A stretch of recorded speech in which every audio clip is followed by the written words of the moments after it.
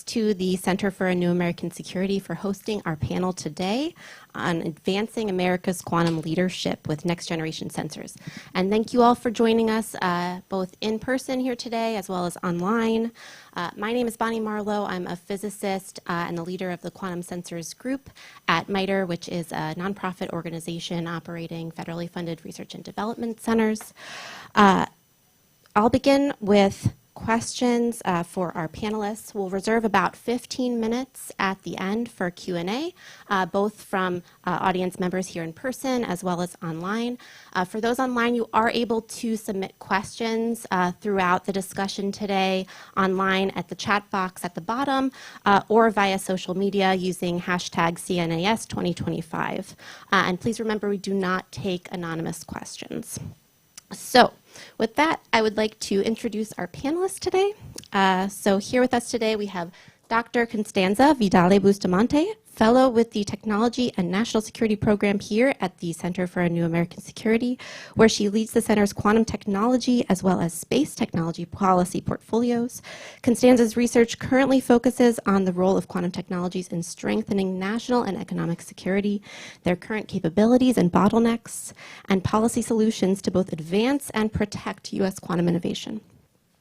We also have Dr. John Burke, Chief Product Officer at Beacon Photonics, which is a technology startup company developing integrated photonics and optical microsystems for dual-use markets, including quantum technology, communications, and high-power applications. Previously, Dr. Burke was the Principal Director for Quantum Sciences within the Department of Defense, leading DoD strategy for quantum R&D.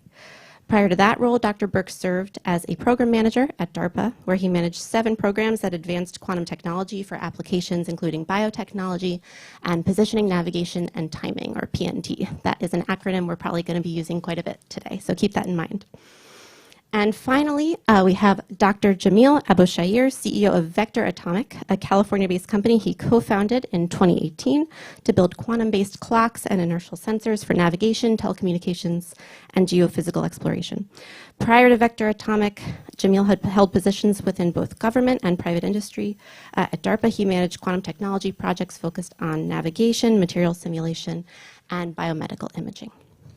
So, starting off today, Constanza, I would like to ask you for help to kick us off here with the big picture here. So when a lot of people hear the word quantum, they often immediately think of quantum computing. You've recently written an entire policy report that is focused on another somewhat lesser known quantum technology, namely that of quantum sensors. So can you tell us about why policymakers should view quantum sensing as a near-term national priority? Yes, sure. Thank you, Bonnie, and thank you to my fellow panelists for being here. I'm excited to discuss quantum sensing today precisely because it's not a very mainstream topic for policymakers, and I thank you all for being here to listen to all these things as well. And if you haven't grabbed a copy of the report, I hope you do. There are plenty outside, and I would be happy to chat more later about it as well after the panel. So, yeah, Bonnie, it's a very fair question, like why should we write an entire report on quantum sensing? And I think it's precisely because quantum sensing has received less attention, and I think it's an underexplored area of policy.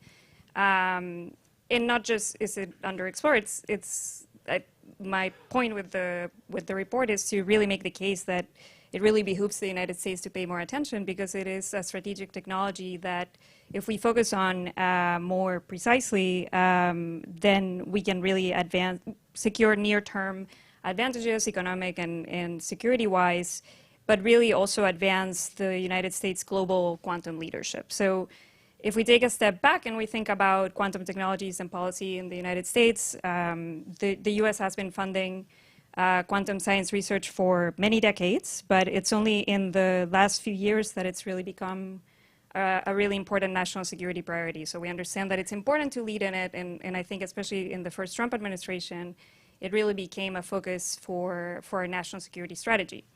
Now, with that said, we understand that it's important to lead and that we want to maintain the US at the lead and reap these economic and security benefits, that quantum technologies will transform various industries. And we have kind of this idea that why it's important.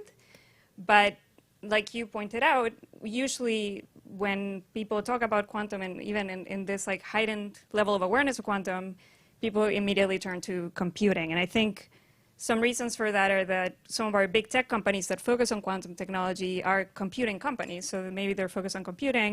I think in general has grabbed the public imagination, and kind of we talk about it a lot and we see it in the headlines. But I think most importantly, it goes beyond the headlines and the media attention. It also translates into venture capital funding. So about 80% of the VC money that goes into quantum goes to computing versus about 9% for sensing.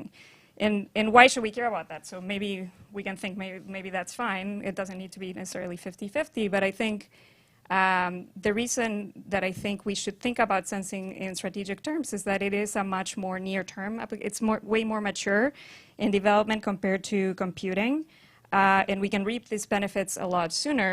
And I think especially because they have very clear national security applications as well, the one that I focus on in the report is for these sensors to serve as a backup to GPS in GPS-denied environments. That is a clear national security vulnerability that we're dealing with right now. It's not a hypothetical. We've seen it across the board in the war in Ukraine, between Ukraine and Russia, but it impacts beyond the battlefield as well. Thousands of commercial flights are impacted by electronic warfare, by jamming and spoofing. And so it's a very real threat that we have a solution for. So quantum sensors can provide that solution.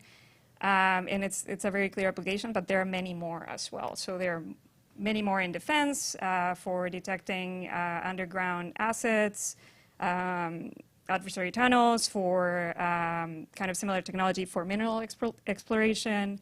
There are many uses in biomedical applications. So there's a range of really kind of well-defined applications that we find in sensing that is not so much the case in computing yet. We're still developing those applications. We know it's a longer-term technology that still needs to overcome a lot of technical challenges before we see them. So my argument with the report, and I hope I'll convince you of that as well, is that if we focus on quantum sensing in the near term, we can gain some advantages, strengthen our supply chain for quantum, which is shared. There's a fair amount of overlap with some of the computing and networking technologies as well, and kind of get our feet wet and kind of make progress toward that and reinforce our global quantum leadership and continue to advance. This is not to the detriment of computing. I think we can then advance the R&D, the talent development to lift all the quantum boats, if you will. Thank you very much. And John, as Constanza alluded to, there are many different types of quantum sensors with many different applications. Can you help kind of lay the groundwork for the audience here and describe what are some types of quantum sensors that exist and what are some advantages that they provide over traditional versions of those sensors? Yeah, sure. Thanks for the question. So we'll start with the original quantum sensor that no one calls a sensor, but the atomic clock. That is the sort of grandfather for all the rest of them. And as Constanza mentioned, GPS, well, there are quantum sensors in GPS that made that possible. So the first application is measuring time and frequency.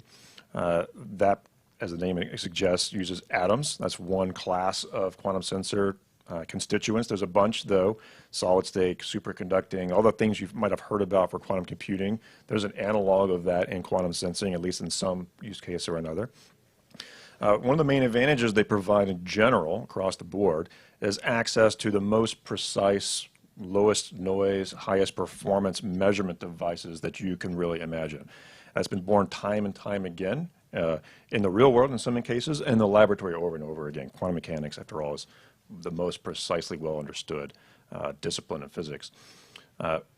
They're also very accurate, especially the atomic-based ones. That's because atoms, if you and I acquire an atom from a different source, we're guaranteed they'll be exactly the same. So if you build a measurement device, a sensor around that, it will be the same no matter who builds it. So they're naturally calibration free. So that's what bore the atomic clock, and we built GPS around it, and we've made trillions of dollars in GDP out of that. So that worked out pretty well. There are a number of other ones, though. So they can measure magnetic fields. They can measure electric fields. They can measure electromagnetic fields like wireless kinds of signals. They can measure gravitational fields. That was Constanza, you kind of referenced that, I think, through seeing underground types of anomalies. So finding tunnels, maybe on a southern border, could be very important for the homeland security. There's a whole a whole application space just there. And then you can also measure just acceleration and rotation, and those kinds of, quote, inertial sensors can be used for alt navigation, alternatives to GPS navigation. And actually, there's a whole class of DoD applications that never did have access to GPS, that is, submarines, that need these kinds of technologies and will continue to advance and move those forward. So there's a whole bunch of applications there. And you go forward from, like, say, a magnetometer, you can use it for many different kinds of things. So biomedical, one of the most interesting, I think, non-defense applications is using magnetometers to actually sense your brain's operation with pretty good resolution, spatial resolution, in real time to your thoughts. I never forget, I actually watched one time, right not too far from here in Walter Reed, they had one of these kind of prototype devices, and you can actually watch people think about common things, like they showed a picture of an apple, and you had to say the word apple, and you can just watch your brain, like, putting the words together, recognizing the object, and then making your mouth move to, like, actually utter the word apple. And it's just amazing to watch. And you think, where could this go? Like, if we actually unlock the potential of the human mind using quantum sensing, I think there's a whole application space just there that's well underexplored, because those devices are pretty fragile and not really put together yet. The homeland, using magnetometers for detecting magnetic fields for, like, oil and natural gas exploration.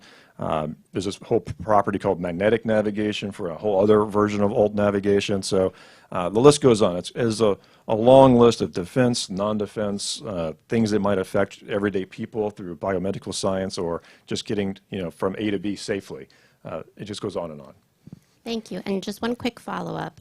Of the civilian applications that you mentioned, can you say a little bit more about where some of these sensors are actually already in use in things like finance and communications, and where some of the earliest adopters might be of those that are kind of emerging today? Sure. I mean, so quantum sensing is both emerging and historically been well used, so it's kind of in between. Back to the atomic clock, that's by far and away, I think, the largest use case today. Right now, whether you know it or not, when you buy a share of a stock, or you go to the ATM, I guess no one goes to the ATM anymore, but if you did, there's a timestamp that makes sure that when you got your dollar and you got your share, that it was ordered properly in case someone else who's in the same account was trying to access the same dollar. So you can't duplicate dollars this way. Well, it turns out those timestamps are pretty important, and 50 times GDP at any given time is timestamped to those atomic clocks, not through GPS, because we can't count on those, but through a whole ground network, which goes on into, like, data networks or cloud infrastructure, all built on timing that way. The other big use case is some of these biomedical devices are just starting to come together, and using magnetometers for finding abandoned infrastructure like wellheads. Those are things that are real and now, and people are buying quantum sensors for. All right, thank you. And Jamil, your company has been largely focused on developing quantum sensor prototypes for benefiting applications in national security. I remember talking to you, I think, shortly after you started your company, and it seemed like you were really largely motivated by almost this frustration that quantum tech development was slow. A lot of the prototypes being developed were not inherently scalable and robust against the wide range of operating conditions in which the Department of Defense needs to operate. That was just 6-7 years ago that you started, and since then you have tested some of your prototypes at naval test events, and last week you launched the first version of one of these prototypes into space. So can you tell us a little bit more about kind of that, technology development pipeline and where sort of the technological maturity of some of these devices stands today? Sure, and thanks for the opportunity to be here. A lot of us came from the academic world. We came from laboratories where these quantum sensors are the best measurement devices on the planet, bar none. Clocks are good to a second in 30 billion years, 3 times the age of the universe. We can use a lot of the same tools and techniques to make best-in-class inertial sensors. You've heard a little bit about that, magnetic field sensors. And so academia has done its job, and I think that's real. It's very exciting work, and the output of that is papers. That's what we get rewarded for as graduate students, do these demonstrations, push performance. And I think when we started the company, some of our, really, I would say our excitement was, how do we go from laboratory atomic physicists who are impacting, writing nice papers, contributing to the world's knowledge, to having impact in the real world? And I think there's a tremendous opportunity. We've discussed atomic clocks. Atomic clocks enable GPS. GPS is used by half the world's population on any given day. So it's cool to be a grad student and write a paper. The amazing opportunity here is to build technology that can be, take what we've learned and be used on such a massive level. I can't imagine being able to have more impact. So the challenge is that those devices in the laboratory are great, but I would say they're kind of quantum Rube Goldberg machines. They're incredibly complicated devices. They're contraptions. They require a small army of graduate students and postdocs to operate them. They're incredible devices. But they're too big and they're too expensive. And so the opportunity here for industry has been to take those devices and now not just worry about performance, but what are all the other things about making this technology real? And those are like integration, size, weight, and power, these practical things. Being able to truly operate outside a laboratory environment. It's not just making it small, it needs to operate under dynamics. Maybe it's on a ship, maybe it's on a rocket, and it needs to be able to operate in those environments. It needs to operate autonomously, and it needs to be cheap enough that people want to buy it. And so that really is, I think, where industry is going right now. It's really not about pushing toward performance, but making things that can operate in the real world. So it is a challenge, but our company and others have been really pushing toward that work. I think the government has really pushed us with a variety of very challenging programs. Build a gyroscope to operate in space, build a gravimeter to operate on a ship. These are big goals, and they have implicitly all the challenges of making the technology real. So, the state of the art today is this new generation of clock, these optical atomic clocks, are the highest performing commercial clocks on the planet. That's exciting. This is it's not an aspirational statement. It's a measurable fact. We're starting to see the inertial sensors go out into the world, go out into space, operate on ships, be able to operate at the performance necessary to aid in navigation. So that's exciting, but the job isn't done. There's a lot more integration. I'll give you a sense, we're kind of pushing from lab scale, room scale to, I would say, box scale. And I think we'll continue to push down. So these devices are 30 liters now, but we'll push down to 5 liters, things that could operate in more tactical environments. And ultimately down, our company is trying to push down to liter scale devices that could go, not just into GPS ground stations or space, but maybe those can be in the next generation of 5G and 6G cell towers. So I think that progression is happening on the, real devices now operating at state of the art, smaller devices in the next 3 to 5 years that will be ready for space and to operate at the state of the art in those environments. And on the 5-year time scale, we're going to start seeing the first prototypes of devices at this leader scale that can operate at high levels.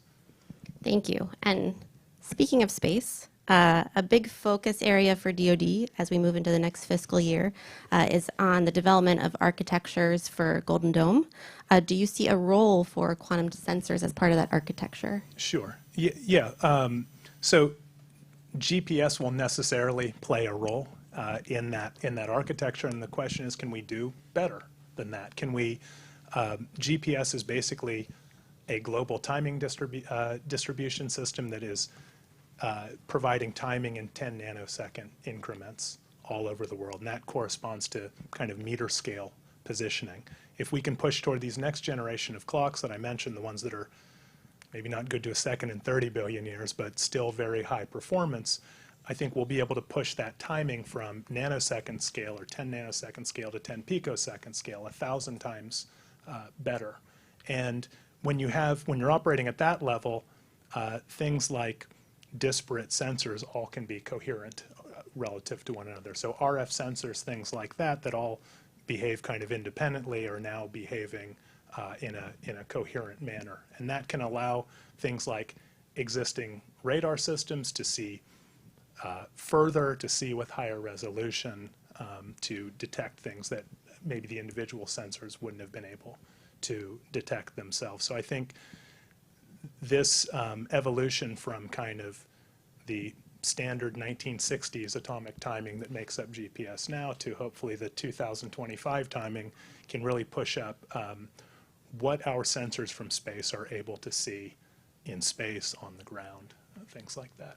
Excellent. Thank you very much. So now I'd like to move into kind of highlighting some of the strengths of the U.S. quantum ecosystem today. So John, you led the DoD strategy in quantum technologies for 3 years.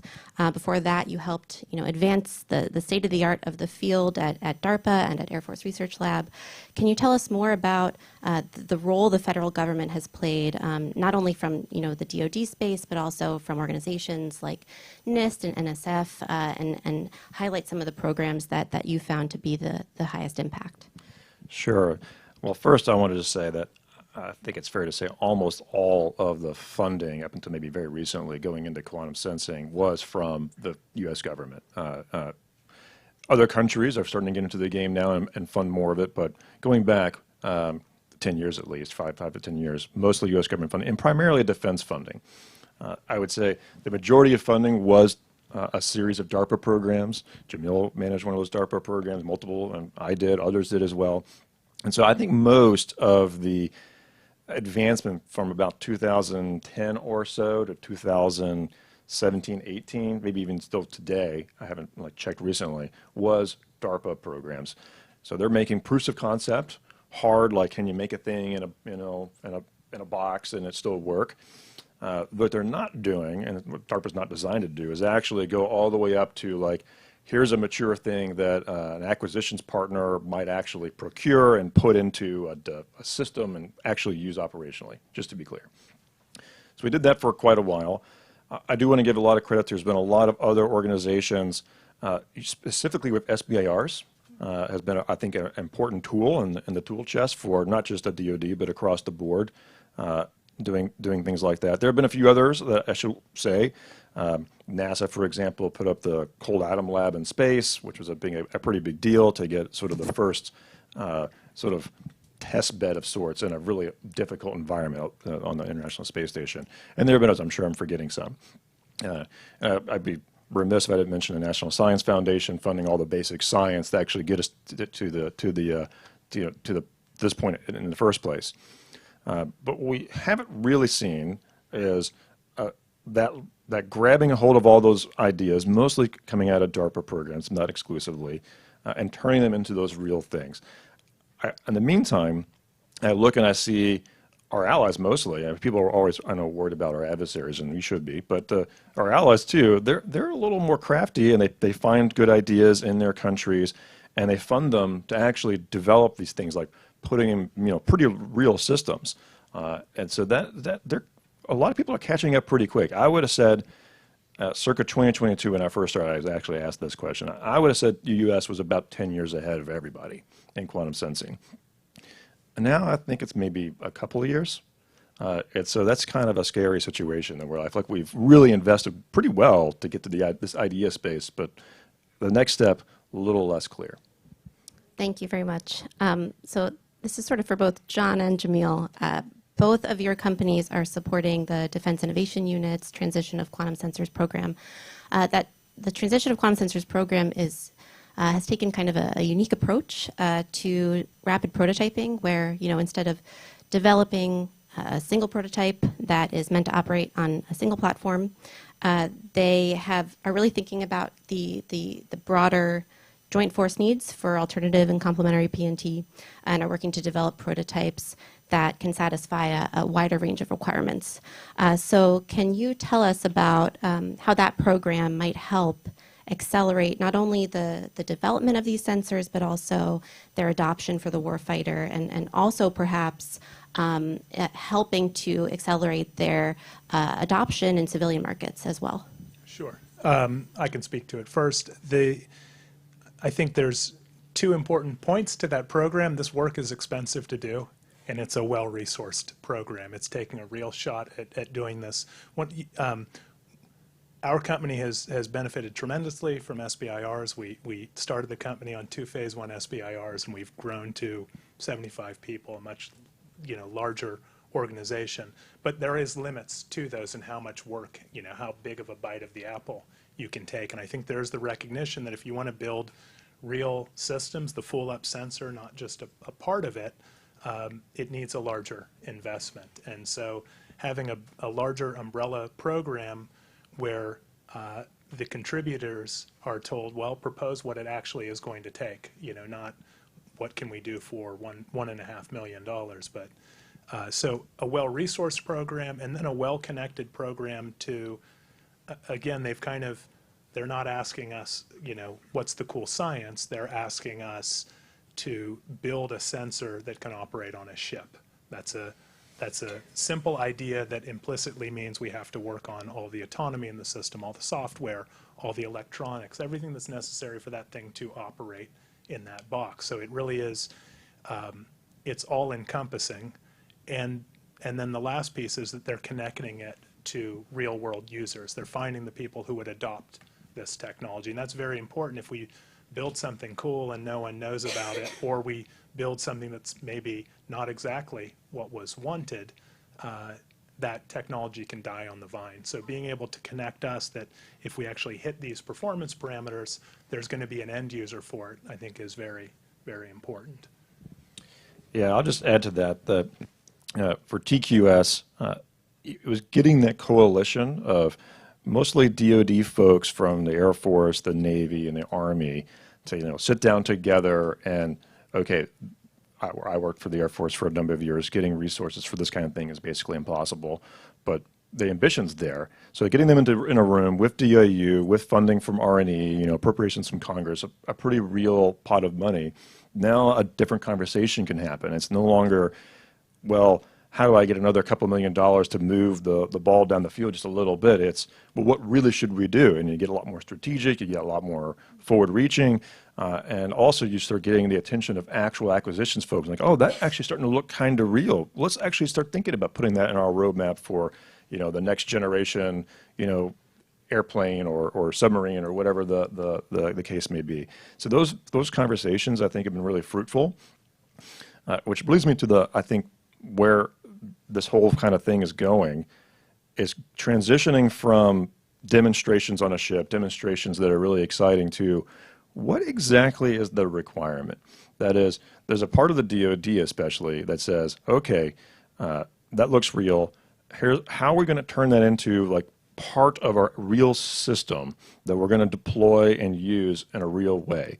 And that can be very complicated, or it can be kind of simple. It depends on the details. But that conversation's starting to happen, and I think that's pretty exciting, where you might get not a bursty 1, 2, 3 year kind of a burst of effort, but a sustained, okay, we're going to make this for real, and we're going to buy a certain number of them and actually start deploying them. That's going to be pretty exciting. Okay, thank you. And so, so to do this quickly, we need the financial resources. We really need inputs from the government and other stakeholders to set the requirements. but then we also need the right people who can actually build these things. So Jamil, your company has been very successful in rapid prototyping in recent years. I can only imagine a huge part of that is having the right team. Can you tell us a little bit more about your strategy for hiring the right people and whether you've encountered any bottlenecks in that quantum workforce? Sure. So I think probably of the first 12 people we hired, 11 of them were PhD atomic physicists, and that's what's important to get the technology started.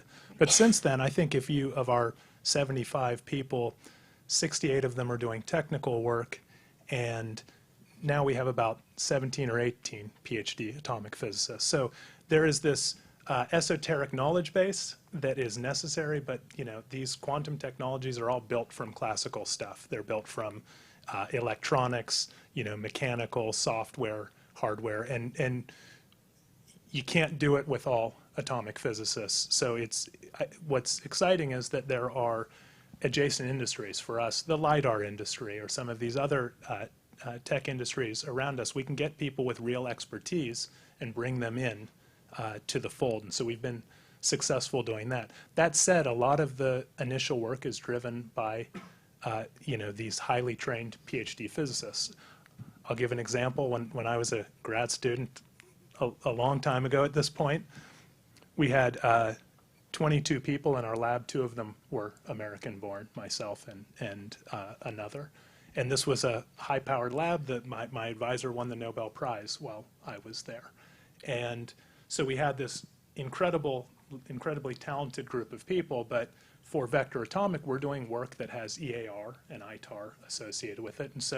And we're not able, as a small company, to really kind of separate out that work. So we'd require all our employees be U.S. citizens or green card holders. And so what that means, I'd say probably like a quarter of the people being trained in U.S. universities are U.S. born or kind of eligible. And so the pool that we draw from it's already a small pool and made smaller because of this. So I think U.S. has a big advantage that we have this incredible education system, and everyone at some point, all the best students get filtered through it from all over the world at some point. So the opportunity to keep those people, to sift them out, the world's best, is really a huge opportunity. And so certainly I hope there is, that's something that is recognized and we can capture more of those people. It would certainly benefit us. We do have a challenge hiring. There are a lot of quantum computing. There's a lot of quantum companies that have sprung up, and they're all fighting for the same small talent pool. Some of them can hire internationally, but that is a key piece. But the other thing is also it's a trap to, we wouldn't want 68 PhD atomic physicists. And I think an exciting opportunity for the U.S. is to take people who are very skilled. We get people who are building optics and things like that, hourly workers, and turn them into full-time staff, and they're playing a critical role. They're building stuff that our people aren't talented enough to build. And so kind of repurposing a lot of the workforce into this higher tech, better paid quantum technologies is really exciting. I think for our workers, they don't need to know quantum physics, but they know that they are contributing to something that's cutting edge and high profile, and that's exciting for them that they can come in and play that role. Thank you. Thank you.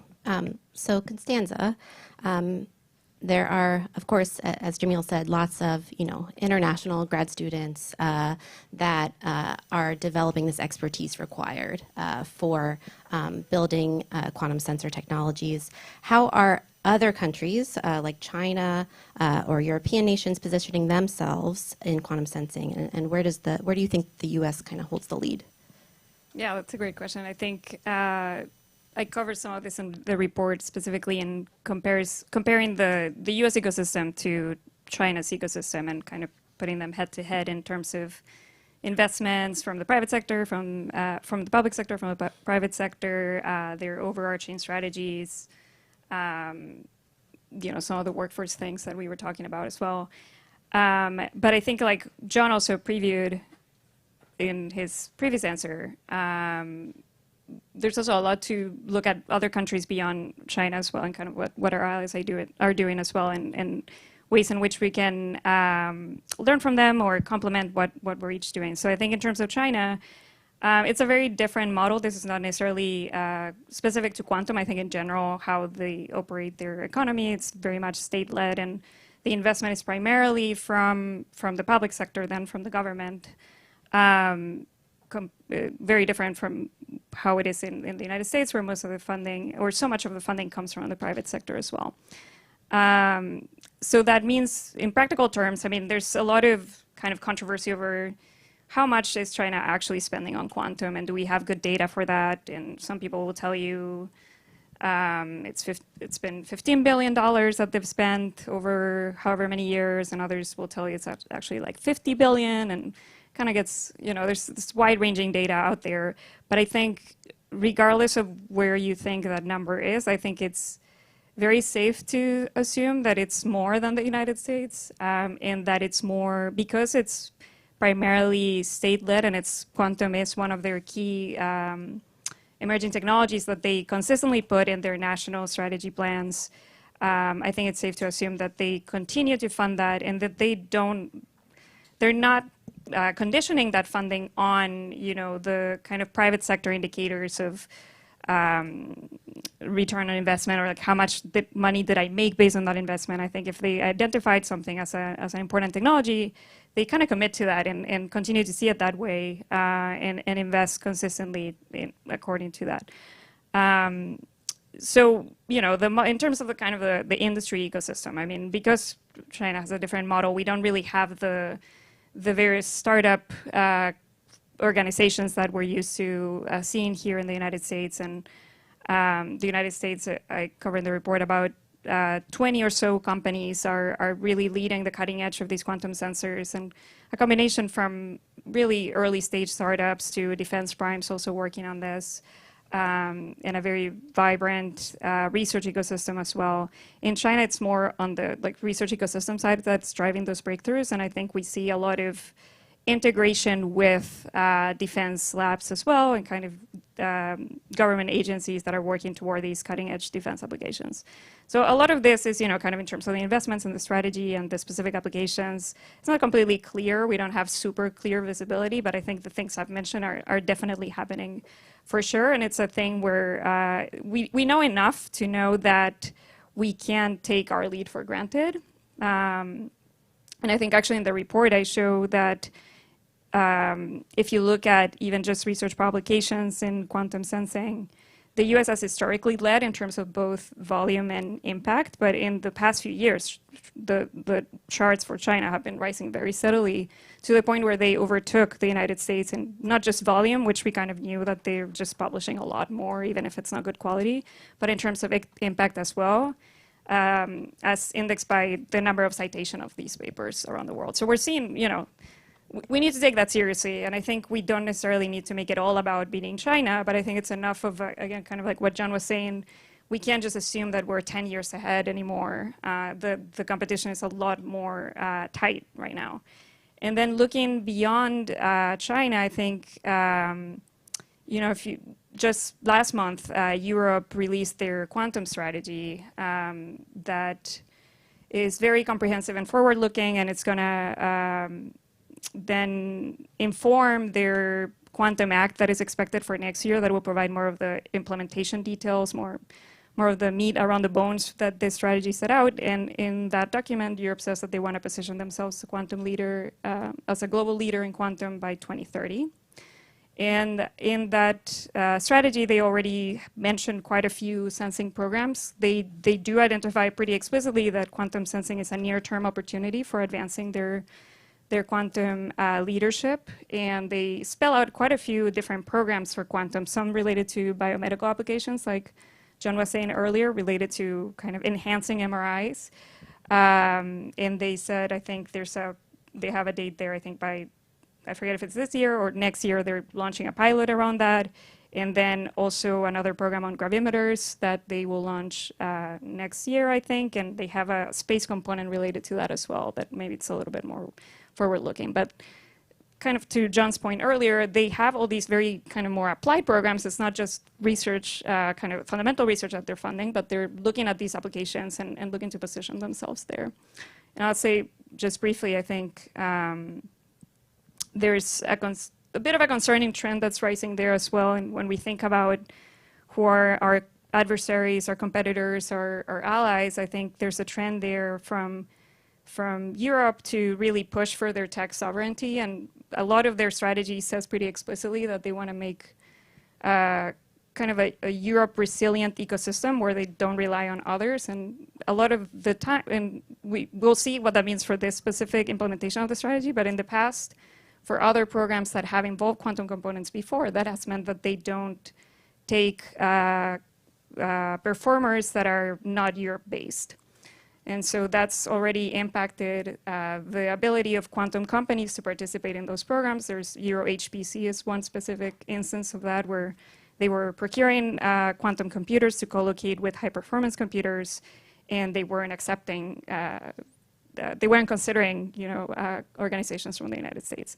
So that's a concerning trend because, I mean, if you look at how the U.S. has handled that, usually the U.S. government programs are very open to like-minded countries, to allies and partners to participate. So we hope for that reciprocation in the future. But ideally, in the end, I think the bigger point here is that we should be pretty clear about who the real adversary is in ways in which the rest of us that are allies, partners, and like-minded countries can come together and have a united front where we can benefit from each other's supply chains and kind of push each other forward. Thank you. And in your report, you also had called out that one potential barrier to more rapid adoption and development of these technologies is uncertainty in future support from DoD and civilian agencies. Can you tell us more about that and any recommendations you might have for how to get past that bottleneck? I have many recommendations. You can read them in the report. I'll say briefly, I think, yes, and I think Jamil and John provided a lot of color for how incredible the U.S. government programs have been for accelerating these technologies, and well, from fundamental R&D to rapid prototyping and deploying those DARPA programs, the DIU program right now. I mean, those are incredible assets that we have, and they're really pushing the frontier. The problem is not with that. The problem is the uncertainty that we have over whether those programs will continue to be funded. And I think from kind of 2 points of view at DoD, one is the organization of the quantum programs at DoD is a little fragile. So, pardon me for saying this, John, because John led that office at the Office of the Undersecretary for Research and Engineering. He was the principal director for quantum science there, and he essentially was tasked with coordinating programs across the DoD, but being at RNE, he doesn't have as much authority, I guess, over aligning all these programs across the armed services. So he can try to liaise, but he doesn't have as much authority to do that. And that means that in the end, you can try your best to align the investments and kind of create a pipeline for how we're going to take some of these programs for fundamental research to advancing them farther and then getting to demonstrations and then ideally procurement. But that pathway doesn't really exist. So in the report, specific to that point, I suggest the creation of a joint quantum office that sits in the Pentagon that has direct representation from across the armed services that could help provide that alignment and hopefully serve as provide more firm advocacy for the various quantum programs. I think especially if the United States government and DoD takes quantum seriously, I think we don't have the level of coordination that we need right now. And this applies not just to sensing, by the way, but if they then want to really consider how quantum computing and quantum networking can help the mission of the DoD, then you need more meat and more strength to that ability to do that at DoD. And I think that's kind of the quantum piece. From the PNT side of things, there's the Oversight Council for PNT at the DoD. And they have traditionally, and this kind of specific to the GPS applications, but they've traditionally focused on modernizing GPS as opposed to also supporting alternative sources of position, navigation, and timing, which includes quantum. It's not specific to quantum, but that's where quantum would fall. So there are several Government Accountability Office reports that have come out in recent years, including just late last year, that have pointed this out. The GPS modernization programs, I think that's good to do, but it's not sufficient if we really want to have a resilient position, navigation, and timing capability that's not dependent on satellites. And so that is especially a problem because if we don't fund those programs that will ensure that we can then incorporate the quantum sensing technologies, you can develop and reduce the swap all you want and get to like the most high performance unit that you want. But if you don't have a pathway for those devices to be put into military platforms, then you still have the problem. Then you can't just put it there. So that's a couple of problems that I think I've been tracking, and we see a reflection of that even in this year's defense appropriations bills. The funding for the quantum office is reduced about 33%, about a third, relative to last year, or relative to the requested amount. And then from the BNT side, multi-billion funding is going to the GPS modernization efforts, which, by the way, are severely delayed and they've gone over budget several times. Whereas the alternative PNT programs were reduced by about 40% relative to last year. So we're still seeing that trend. There's some time for Congress to correct this, I would argue. So we have some time to maybe correct those oversights, but that's not looking good. Thank you. And just quickly before we move into Q&A, John, one last question for you. Another big barrier that often pops up is in the supply chain for some of these core component technologies. In your opinion, how fragile is the current quantum supply chain? Well, thanks for the question. As many know, when I left government, I went to a quantum supply chain company. So I believe pretty passionately about this. But I'll just say this. When people say quantum supply chain, I think that's a misnomer. There really isn't a supply chain for quantum. It's a bunch of parts, as kind of Jamil actually pointed out, from other industries that we kind of cobble together and try to make a thing. And it's all completely constrained then by whatever those things were designed for that we're trying to force into this new application. And that can actually get you pretty far. You can make kind of bigger systems and proof of principle things. But what you're not going to do is make the really high performance things that could go on small platforms like drones or UAVs and things that we really could make the biggest impact, much less develop a supply chain for building a huge quantum computer in the future that actually is economically viable. It turns out the supply chains for sensing and computing are inextricably linked because they're built on the same principles. So we have to build a supply chain pretty much from scratch, I think. There are a few things that we can build it from. It's not like we're starting at zero. I don't want to make it overly pessimistic, but we need to take this very seriously. The other problem is that in a supply chain world, right, if you're trying to build a component that would go into, say, a quantum sensor, that itself is also a prototype. There is no real market today. You have to look forward and do this extrapolating. Maybe people will believe you. But it's not like you can make components at a decent amount of scale to start standing up like a real supply chain that would be durable, independent of the quantum sensing and computing effort. So we have this sort of catch-22 where computing and sensing can't really build out the way that their dreams would like based on the lack of components in supply chain, but you're not going to get a supply chain without that demand. So we have to break that. And the only way to break that is to push with both hands. We need to push on the computing and the sensing. Sensing is sooner than computing, so I think that's where you start. And then also on the components built for that technology. And I'm happy to, I served the country for a number of years, and I'm proud of that. And in this new role at Beacon Photonics, we're hoping to really push on that from the ground up and benefit everyone from that point of view. So thanks for the question. Thank you. Okay, with that, we will move into about 10 minutes of Q&A. Are there any initial questions from the audience? If not, I'm going to jump right into one of the ones we have online while you all think. So Jamil, David asks, how mature is the quantum sensing technology to mitigate some of the risks that existing GPS systems could have on the battlefield? Sure. That's happy to answer that. So let's take an example of a system that doesn't have access to GPS submarines. They go underwater, the signal doesn't penetrate, they are naturally GPS denied. So the situation right now is to do what's known as inertial navigation. You bring your navigation system with you. You measure your rotation, you measure your acceleration, and from that you infer your position. We have $10 billion submarines that we would like to know where they are, presumably. The adversaries also want to know where these things are, and so they have to really rely on this system that doesn't emanate, because then others can potentially detect where they are.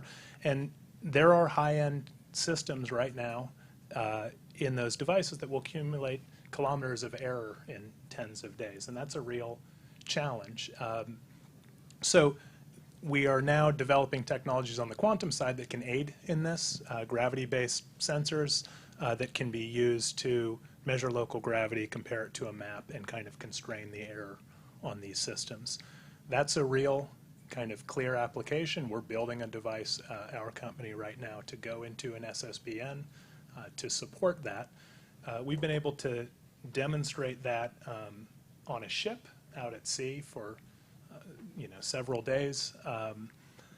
But the technology, the technology can now hit the necessary performance levels to enable that technology, and it can do it in the real environment that it's intended to operate. That's a larger system right now. We have to work on integration. There are others doing the same type of work. So it's going to require higher levels of integration, but the performance in the real environment is already there. There's another piece for timekeeping to support GPS, and that is just building higher performance clocks in the same form factor. The field has been able to do that and is now actually delivering those clocks to real users like the Naval Observatory, like NIST, to start incorporating into the timing systems. Thank you very much. One question from the audience here. Mickey Slant from the Great Plains Network. Mickey Slant from the Great Plains Network. You're working with a number of quantum sensors and dealing with quite a bit of data. How are you transferring that into traditional analysis capabilities, going into supercomputers, other tools, or are you working around that and just doing directly data from the sensors and within the sensors? Sure, I'll answer that. The data coming out of these sensors is no different from the data that is coming out of traditional sensors. In the end, what are we measuring? We're measuring an acceleration, a rotation. So in a lot of ways, it really has the same requirements, or it's outputting the same data. So there isn't, yeah, this is a quantum measurement. Yeah, when we made it, two particles were in one place, two places at once, but that's all abstracted away. In the end, say for these clocks or these sensors, they have you screw in an RF cable in the back and they put out 10 megahertz, just like the other sensor does. There's kind of nothing magical about them. I'd say they're really like black boxes that can be swapped in for the existing technology today, at least some of the things we're developing. It is true that as you start measuring at higher levels, there may be new capabilities, and processing of that data may become a challenge. But I think the first step is just what we would call like a hot swap with the existing sensors, really with the same form, fit, and function, but hopefully higher levels of performance. Maybe I'll just add that there are these ideas out there, not just ideas, people have demonstrated certain things, of networks of quantum sensors that work together to overcome a bunch of noise or clutter really in the environment. And that can take some computational power, because you're trying to combine a bunch of data and look for correlations between it, and run some maybe pretty sophisticated algorithm on top of that, even AI. There are people doing that to return some kind of important information. So those are a little lower maturity, but it's totally a field of interest that people are exploring actively.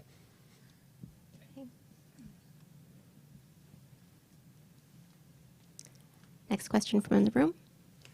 Hey, thank you very much. My name is Zachary Goff-Eldridge. I'm from the Department of Energy. I have a very DOE question, which is that you spoke a lot about the acquisitions and funding side, as well as the importance of the private industry. I'd be curious to hear your thoughts on the role of national labs or other FFRDCs in the quantum sensing ecosystem. Thank you.